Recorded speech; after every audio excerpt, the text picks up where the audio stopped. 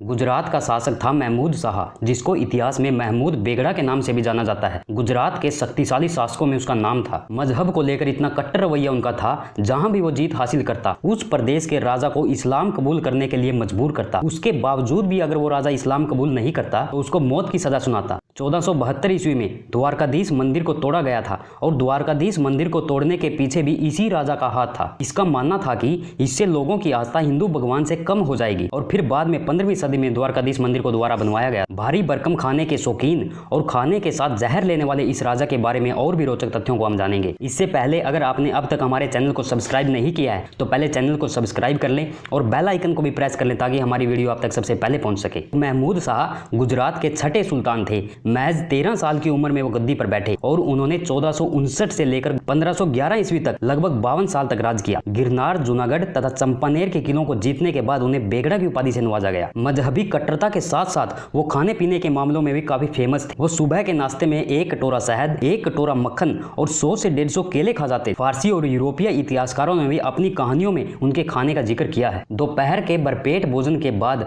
उनको मीठा खाने का शौक था। हर रोज डिजर्ट में वो 4 से 5 किलो मीठे चावल खा जाते। दिन भर इतना खाने के बाद और रात को भरपेट डिनर के बाद भी अगर उनका मन नहीं भरता तो वो रात को अपने तकिए के दोनों ओर गोश्त के समोसों से भरी तस्तरियां रखवाते थे। खाने के साथ साथ उनको मूछे दाढ़ी लंबी रखने का भी शौक था। पुर्तगाली सैलानी उनकी मूछों के बारे में कहा करते थे कि वो अपनी मूछों को साफे की तरह अपने सिर पर बांध लिया करते थे। पुर्तगाली सैलानी बारबोसा ने 14वीं सदी के आखिर में गुजरात का दौरा किया। उसने इस राजा के रहन सहन को करीब से देखा। उसने अपनी किताब में जिक्र किया है कि कैसे ये राजा हर रोज खाने के साथ कुछ मात्रा में जहर लिया करता था। राजा के कम उम्र में ही राजा बनने पर राजघराने के कुछ लोगों ने उसे जहर देकर मारने की साजिश की, जिससे कि वो बेहोश हो गया, परंतु उसको तुरंत उपचार मिलने पर वो बच गया। तभी राजवैद्य ने उसे खाने में मिले जहर के बारे में बताया। जहर देने वालों की तो पहचान नहीं हो सकी, लेकिन राजा ने तब से ही थोड़ी थोड़ी मात्रा में जहर खाना शुरू कर दिया। वक्त के साथ जहर की मात्रा बढ़ती गई। राजा का मानना था कि खुद ही जहर खाने पर शरीर जहर के साथ सामंजस्य बिठा लेगा और कोई भी मारने की कोशिश करेगा तो वो कामयाब नहीं हो सकेगा। महमूद बेगड़ा जहर खाने वाले ऐसे अकेले राजा नहीं हुए हैं। दुनिया में ऐसे कई राजे महाराजे हुए हैं जो खाने के साथ जहर लेते थे। उनके अनुसार शरीर में धीरे धीरे जहर डालकर उसे जहर के लिए इम्यून बनाया जाता है। हर रोज जहर लेकर जहरीला बनाने की इस पूरी प्रक्रिया को मिथ्रीडाइटिज्म नाम से जाना जाता है। इस शब्द का इतिहास भी दिलचस्प है। ये पोंटस और आर्मेनिया के राजा मिथ्रीडाइटिज्म सिक्स के डर से उपजा है। राजा के पिता को जहर देकर मारा गया था। इससे राजा को इतना डर हो गया कि वह तरह तरह की कल्पनाएं करने लगा। भविष्य में उसके साथ भी ऐसा ना हो,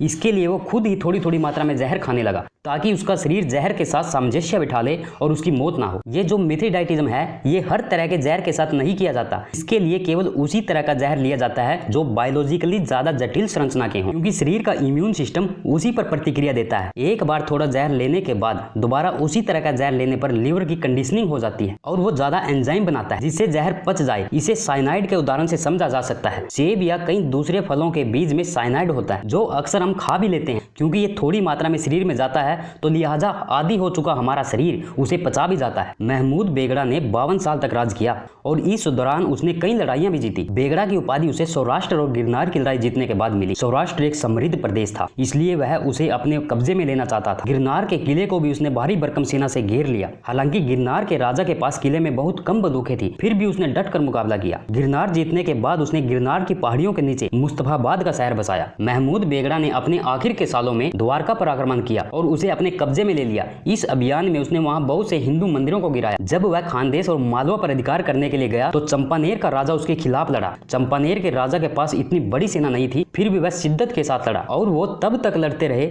जब उनकी सेना का आखिरी सैनिक वीर गति को प्राप्त ना हुआ हो। तो इस प्रकार से ऐसे राजा हमारे देश में हुए हैं। इतिहास के ऐसे किस्से कहानियों को जानने के लिए आप हमारे चैनल को सब्सक्राइब करें और बेल आइकन को भी प्रेस करें ताकि हमारी वीडियो आप तक सबसे पहले पहुंच सके। जय हिंद दोस्तों।